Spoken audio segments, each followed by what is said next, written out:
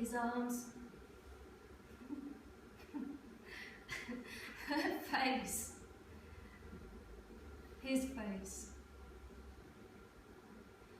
her hands stroking his beard, his hands brushing back her hair, red sheets crumpled, now walls crumbled. I have this photograph of him and her and him, Mum and Dad, Kitty and Robbie. Took it off the mantelpiece when I walked out. I remember that photo being took by Gran. Practically my first memory. I remember that sunny day, under the apple trees. I was what, 3, 4? I thought people lived forever. I truly did. Gran died shortly after. Didn't know enough back then to miss her. I wish we'd planted a tree. See how fine and tall it would be now. And then, too soon, Mum was gone too. And now Dad and I aren't on speaking terms. This stale sweat man, clutching a mug of sweet tea firmly in his right hand. Yorkshire tea, though they don't grow tea on the slopes of Yorkshire. 3 sugars, a hangover from the psychiatric hospital, he and Kitty met him. And that's how they got together. Lunatics taking over the asylum and all that jazz. A dash of milk for his tea, the last of the milk. Milk wasn't off, quite. It was about to turn them. We're always running out of milk. And my dad, my poor wearied Robbie Tyler, all rumpled and crumpled, all crumbled. To think it has come down to this. A lifetime unsaid, unsayable, unspoken, tiptoeing around the truth like it's about to explode. Mental health service user. So that makes me his carer. It covers a multitude of sins. I'm cooking him a fry-up. Clunk. He places my newly resold booze on the breakfast table I've just laid. Unhygienic, I say. New souls, he replies. They're not clean, I say. Spotless, he replies. Cleaned them myself. Still, I say, get them off the table. He refuses. I sweep them to the floor harder than I had intended. Go back to the fryer I'm making for him. He paces like a caged animal. Paces, paces. He lights up. I have this cough. I try not to cough. I've got this tickle in my throat, just in case he takes it personal. He draws deeply on his tap, takes a large mouthful of Yorkshire tea. I serve up 2 rounds of black pudding, 2 rashers bacon, fried portobello mushrooms, a fried slice of bread, a fried egg. He bends, places my boots back on the table. I move to them, raise my arm, but hold it there, undecided. And then he stubs his cigarette out in the egg. We both stand staring at what he has done. I want to smear his face with a plate of food.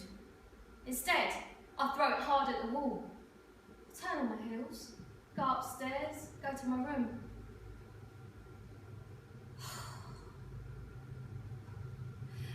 Pick up a sleeping bag. My burnt orange 4 Seasons sleeping bag. I took from stock the day they sacked me. I'd never stolen anything before, but I felt like I was owed. Sacked that day. The recession means we have to make the store work harder. Fewer staff will be needed, so we're letting you go. I walked, took the sleeping bag. Top of the range sleeping bag it is too. I folded my burnt orange sleeping bag, my full season sleeping bag. I fold it into its carry pack. That's that small. Now this sleeping bag is where I have luxuriated since stealing it. It's my place of safety. Right there in my bed. My cocoon. And now that I don't have anywhere to be, it is coming with me. I pull on my spare boots, not the resoled ones. I head downstairs. Now I'm walking out. It feels like me and Dad are finally through. I place my door keys, gold for the back door, silver for the front, in his place at the table. I pull the door to behind me. And now I'm walking the streets. There's water in my eyes. Knowing I will have to return to collect the rest of my photos, but not today.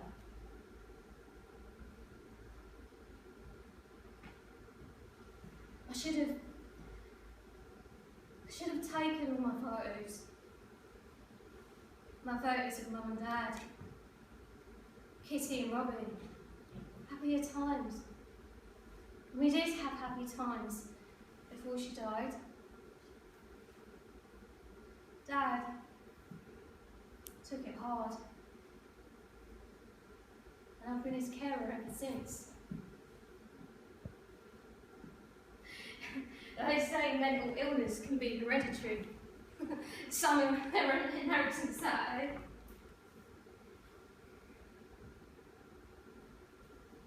There's a knot in my throat. I'm having difficulty swallowing.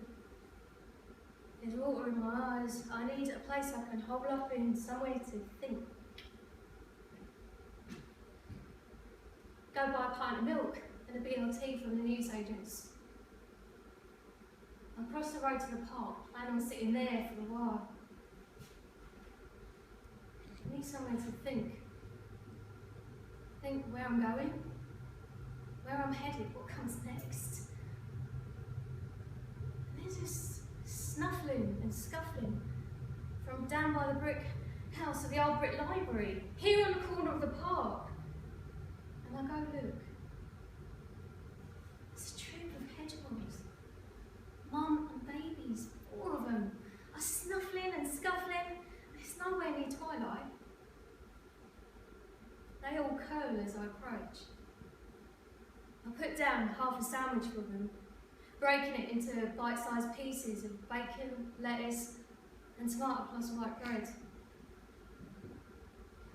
I pour some milk into a paint tin lid that is lurking there, and then I freeze.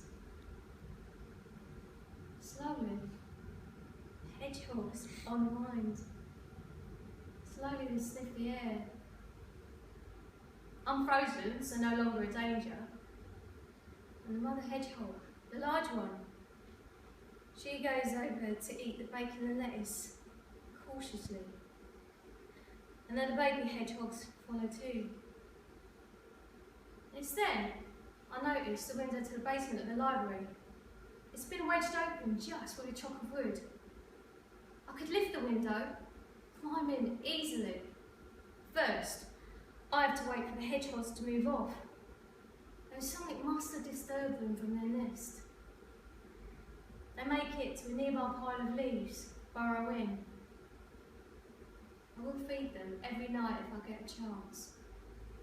It's my secret. I open the window wide, climb in, re-wedge the windows so it's nearly shut. I don't want others getting the same idea as me. Now, I'm free to wander this abandoned library. Unpack my sleeping bag. Oh, this sleeping bag makes me feel cocooned, safe, snug. Climb in, settle down to have a good think.